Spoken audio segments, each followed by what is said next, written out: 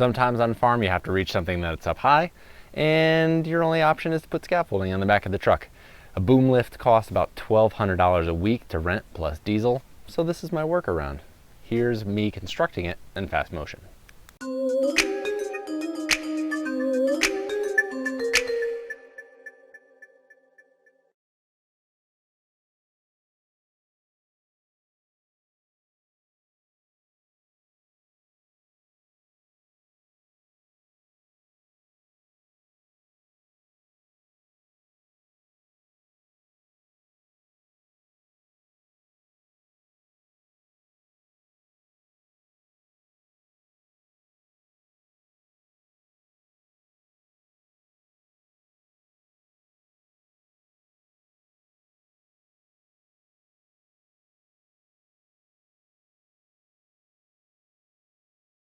Now, just so you know, once everything is up, the ratchet straps on each corner have a breakout strength of about 2,100 pounds times 4. That's what's holding the scaffolding onto the truck.